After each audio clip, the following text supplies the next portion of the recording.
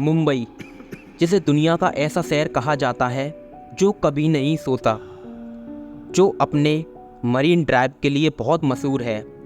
रात के समय यहाँ लोगों की रौनक देखने लायक होती है, खासकर मरीन ड्राइव पर, जो मुंबई की जान मानी जाती है। रात के अंधेरे में लोग यहाँ समुद्र के खूबसूरत नज़ारे का आनंद लेने आते हैं। लेकिन एक रात मरीन ड्राइव पर कुछ ऐसा हुआ कि वह रोहन की ज़िंदगी की सबसे खौफनाक रात बन गई।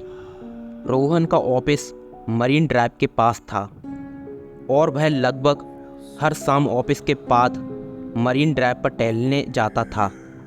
हाल ही में उसके ऑफिस का काम का लोड बहुत बढ़ गया था, जिसके कारण उसे ऑफिस से निकलते हुए देर रात हो जाती थी।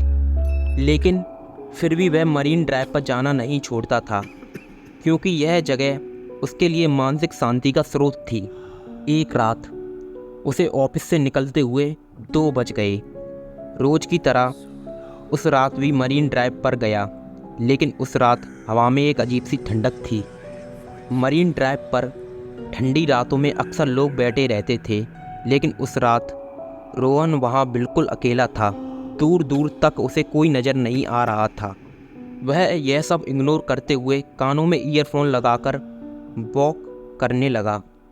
वह गाना सुनते हुए वॉक कर रहा था कि अचानक उसकी ईयरफोन में आवाज़ आनी बंद हो गई और उसका फ़ोन अचानक स्विच ऑफ हो गया। यह बात रोहन को बहुत अजीब लगी, क्योंकि उसके फ़ोन में करीब 80% चार्जिंग थी। वह फ़ोन ऑन करने की कोशिश कर रहा था जब अचानक उसे किसी के रोने की आवाज़ सुनाई दी। वह थोड़ा आगे बढ़ा तो देखा कि वहाँ एक लड़की बैठकर रो रही थी। यह देखकर ना जाने रोहन को क्या हुआ कि वह उसके पास चला गया और उससे उसके रोने का कारण पूछने लगा। उस लड़की ने बताया कि उसका नाम अंजलि है और जिस लड़के से वह प्यार करती थी उसने उसे धोखा दे दिया। अंजलि की बात सुनते हुए रोहन वहीं पर बैठ गया। वह काफ़ी देर तक उसके साथ बैठा रहा, लेकिन फिर अचानक रोहन के सिर में बहुत दर्द होने लगा। दर्द इतना तेज था कि रोहन का चेहरा लाल हो गया और वह बेहोश हो गया। जब रोहन की आंख खुली तो सुबह हो चुकी थी और वह मरीन ड्राइव पर ही लेटा पड़ा था। उसके आसपास कोई नहीं था और अंजलि भी नहीं। उसे कुछ समझ नहीं आया कि रात को हुआ क्या था। अगली रात रोहन फिर से मरीन ड्राइव पर गया और अंजलि को ढूंढने लगा। रात के करीब 3 बजे उसे अंजलि एक कोने में बैठी मिली। जब रोहन ने पिछली रात के बारे में अंजलि से पूछा तो उसने कहा कि रोहन बहुत थक गया था और वहीं सो गया था। रोहन को भी लगा कि शायद सच में उसकी मरीन ड्राइव पर नींद लग गई थी और फिर से रोहन और अंजलि बातें करने लगे। लेकिन कुछ देर बाद फिर से रोहन के सिर में दर्द होने लगा और वह फिर से बेहोश हो गया। जब वह उठा तो वह फिर से मरीन ड्राइव पर लेटा हुआ था। रोहन को कुछ समझ नहीं आ रहा था, लेकिन अब उसके दिमाग में सिर्फ अंजलि थी।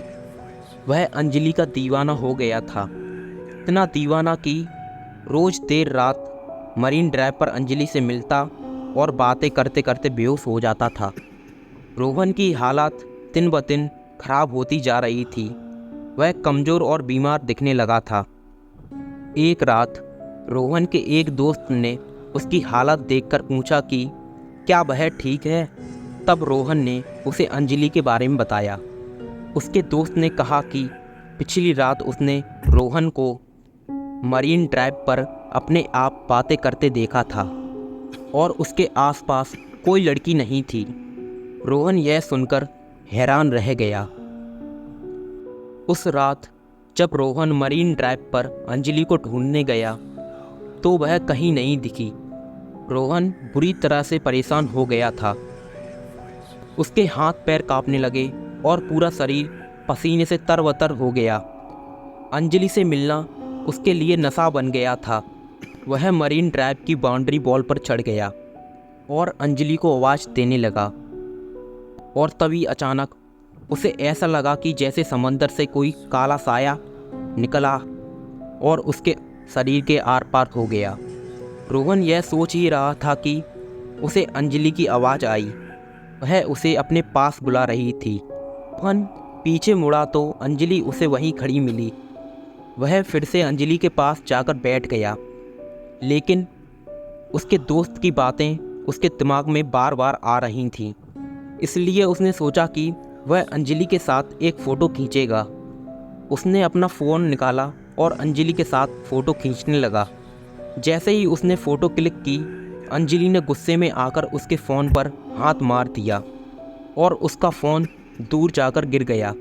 रोहन को यह बात बहुत अजीब लगी, पर अंजलि ने उससे कहा कि उसे फ़ोटो खिंचवाना बिल्कुल पसंद नहीं है। रोहन ने जब फ़ोन उठाया तो उसने देखा कि फ़ोन में एक ब्लर फ़ोटो थी, जिसमें अंजलि के हाथ कुछ अजीब से काले दिख रहे थे। उसे कुछ समझ नहीं आया। तभी अंजलि ने फिर से आवाज़ दी और रोहन सहम गया। वह अंजलि के पास गया और पूछा कि वह आखिर कहाँ रहती है। अंजलि ने कोई जवाब नहीं दिया, बस चुपचाप रोने लगी। अंजलि के रोने की आवाज़ सुनकर फिर से रोहन के सिर में दर्द होने लगा। हर बार जब भी रोहन का सिर दर्द करता, उसके बाद उसे कुछ याद नहीं रहता था।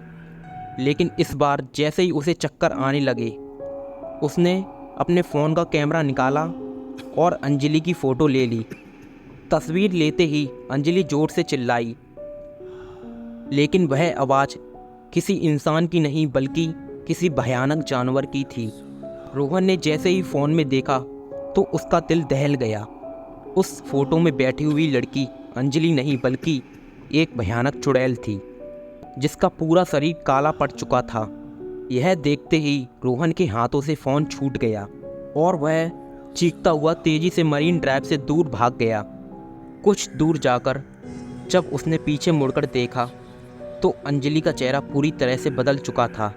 वह एक भयानक चुड़ैल दिख रही थी और वह चुड़ैल धीरे धीरे समुद्र में जाकर कहीं गायब हो गई। रोहन को अपनी आंखों पर विश्वास नहीं हो रहा था। उसने आसपास के सामान बेचने वालों से पूछा तो एक बूढ़े आदमी ने उसे बताया कि कई साल पहले एक लड़की रोज़ रात में आकर मरीन ड्राइव पर रोती थी। लोग कहते थे कि उसके लवर ने उसे धोखा दे दिया था और इसी दुख में उसने एक रात मरीन ड्राइव पर समुद्र में कूदकर अपनी जान दे दी। बूढ़े आदमी ने भी यह बताया कि कई लड़के रात में खुद से बातें करते हुए देखे गए हैं और उनमें से कई लड़के समुद्र में डूबकर अपनी जान भी दे चुके हैं। रोहन को लगा कि शायद वह भी उस आत्मा के बस में आ गया था और उसकी जान बाल बाल बची।